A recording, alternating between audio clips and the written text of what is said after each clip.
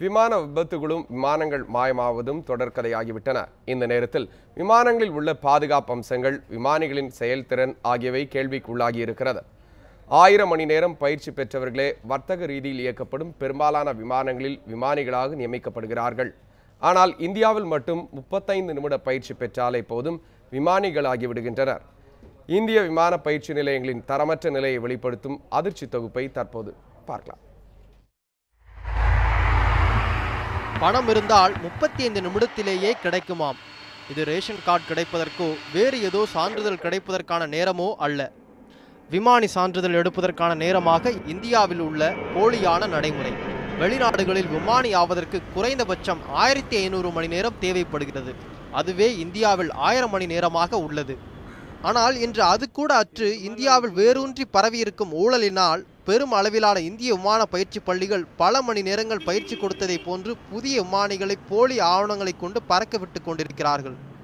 நாம் அடுத்து ஏறப்போகும் விமானத்தில் சரியான பயிற்சி பெற்ற விமானி ஓட்டுகிறாரா அல்லது போலி சான்றிதழ் கொண்ட விமானி உடையில் வலம் வருபவரின் தயவில் விமானம் ஏறி இருக்கிறோமா என்பது அச்சம் நிறைந்த கேள்வி. இந்த கேவலமான நடைமுறை பற்றிய தகவல்கள் கடந்த 2011ஆம் ஆண்டு பெரிய அளவு வெடித்த போது அப்போதைய விமான போக்குவரத்து துறை இயக்குநரகம் நடத்திய விசாரணையில் 18 போலி விமானிகளின் இறக்கைகள் உடைந்தன. 2005க்கு பின் விமான போக்குவரத்து சேவையின் வளர்ச்சி புதிய விமானிகளுக்கான தேவையை உருவாக்கியது. இந்த சூழலிலேயே பல விமான போக்குவரத்து அதிகாரிகள் முறைகேடாக செயல்பட்டனர் என்கிறார் முன்னாள் விமானியும் விமான போக்குவரத்து பாதுகாப்பின் ஆலோசகருமான மோகன் ரங்கநாதன். நிறைய டிஜிசிஏ ஆஃபீஸர்ஸ் அவங்களோட சன்ஸ், டாட்டர்ஸ், ரிலேஷன்ஸ் அவங்களுக்கெல்லாம் லைசன்ஸ் கொடுத்து, இப்போ முன்ன ஜாயிண்ட் டைரக்டர் ஜெனரலாக இருந்தார் ஷரண், அவரோட பொண்ணு 6 தடவை எக்ஸாம் ஃபெயில் பண்ணார். ஆனால் கூட ஒரு ஸ்பெஷல் எக்ஸாம் பண்ணி அந்த ஃப்ளைங் கிளப் அவள் லைசன்ஸ் பண்ணுறது வரட்டும் லைசன்ஸ் கொடுத்து அவள் முடித்த உடனே மூடிட்டாங்க. நிறைய அந்த மாதிரி நடக்கிறது. இன்னொரு டிஜிசி ஆஃபீஸர் 2 பொண்ணுக்கு லைசன்ஸ் வாங்கி கொடுத்துருக்காரு. அவன் எல்லாம் பெரிய பெரிய ஏர்லைனில் ஒர்க் பண்ணுறாங்க. இந்தியாவில் இருக்கிற ஏர்லைன்ஸ் தான். இப்போ ஒரு சிபிஎல் பண்ணுறதுக்கு உங்களுக்கு 25 லட்சம் ஆகும். அதே மாதிரி ஒரு ஏர்பஸ், போயிங் என்டாஸ்மெண்ட் வாங்கினா இன்னும் ஒரு 25 லட்சம் ஆகும். இப்போ 35,000 ரூபா மாதம் சம்பளத்தில் ஒரு ஆஃபீஸர் 2 குழந்தைகளை லைசன்ஸ் வாங்க முடியும்னா அதுலேருந்தே உங்களுக்கு புரியணும்.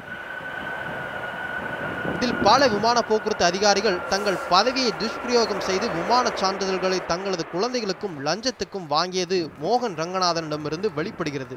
இதோடு மட்டுமல்ல, நெடுதூரம் இருந்து விமானம் பயணப்படுகிற போது ஒவ்வொரு விமான நிலைய பகுதிகளிலும் வான் போக்குவரத்து கட்டுப்பாட்டு மையத்தில் பதிவு செய்யப்படும். ஆனால் அவற்றில் கூட போலியான சான்றிதழ்கள் தயாரிக்கப்பட்டு பெயர் நிரப்பப்படாத படிவத்தில் அங்கீகாரம் வழங்கப்பட்டுள்ளதற்கு இதுவே சான்று. 2008ஆம் ஆண்டு தேசியவாத காங்கிரசின் தலைவர் சரத்பவாரின் தொகுதியான பாராமதியில் போலியான சான்றிதழ்கள் கொண்ட விமானப்பள்ளி கண்டறியப்பட்டும் மீண்டும் அதற்கு அங்கீகாரத்தை விமான போக்குவரத்து துறை வழங்கியது. அப்போது விமான போக்குவரத்து துறையின் அமைச்சராக இருந்தவர் அதே கட்சியை சார்ந்த பிரபுல் பட்டேல் என்ற குற்றச்சாட்டும் வைக்கப்படுகிறது. அரசிடமிருந்து உதவி பெற்று விமான பயிற்சியை மேற்கொண்ட அனுபம் வர்மா தனக்கு 35 நிமிடங்கள் மட்டுமே பறக்க வாய்ப்பளித்து 360 மணி நேரம் பறந்ததாக விமான சான்றிதழ் எனக்கு அளித்துள்ளனர் என்றும், ஆனால் வானில் பறக்கும்போது அவசர காலங்களில் விமானத்தை எப்படி தரையிறக்குவது என்பது எனக்கு புரியாத ஒன்றாகவே உள்ளது என சமீபத்தில் கூறியுள்ளது அதிர்ச்சி மிக்கது. ஆனால் இதில் எனக்கு பெரும் அதிர்ச்சி அளிக்கவில்லை என்கிறார் மோகன் ரங்கநாதன். ஸோ இந்த 35 நிமிஷம் எனக்கு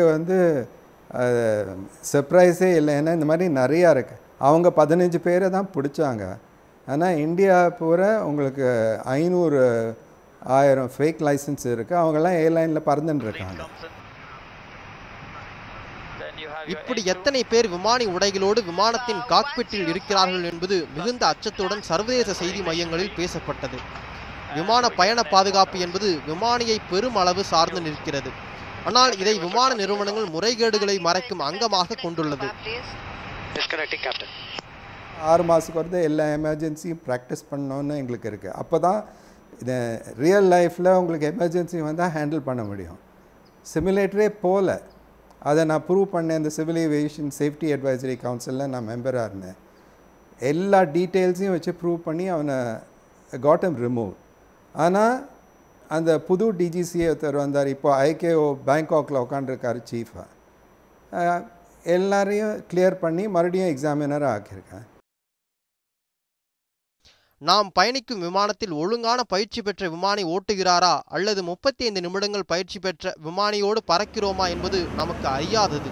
இதை பற்றி டெல்லியில் உள்ள விமான போக்குவரத்து இயக்குநரகத்தில் கேட்டபோது அனைத்து விமான பள்ளிகளுக்கும் மீண்டும் சான்றிதழ் மறு ஆய்வு தேவை என்பது அறிவிக்கப்பட்டுள்ளதை தெரிவித்தனர்.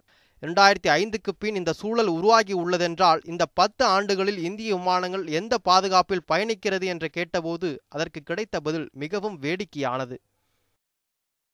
இப்போ பறக்கிறதெல்லாம் நீங்கள் உங்களோட ஹாரோஸ்கோப்பில் தான் பறக்கிறீங்க, சேஃப்டியில் பறக்கலை.